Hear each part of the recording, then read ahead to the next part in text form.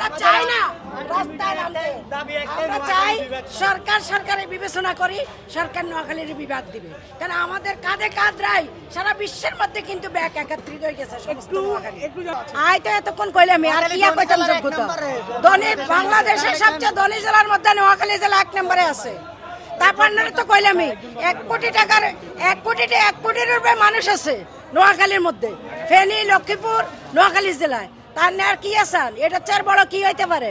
আরো অনেক 200 বছরের পুরানো ঐতিহ্য এই নোয়াখালী জেলা, সংস্কৃতি কৃষ্টি কালচার দিয়ে আমরা অনেক দূর আগানো। আর কি আছেন, রেমিটেন্স যুদ্ধ বাংলাদেশের সবচেয়ে বেশি হলো নোয়াখালী জেলার মধ্যে। তার আর কি আছে? অবশ্যই সমস্যা হচ্ছে, সমস্যা হচ্ছে।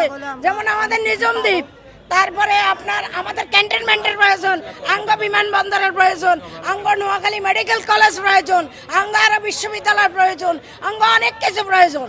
সেটা আমরা উন্নত দেশ, যেহেতু ধনী জেলা নোয়াখালী জেলা সবচেয়ে বেশি বাংলাদেশের মধ্যে।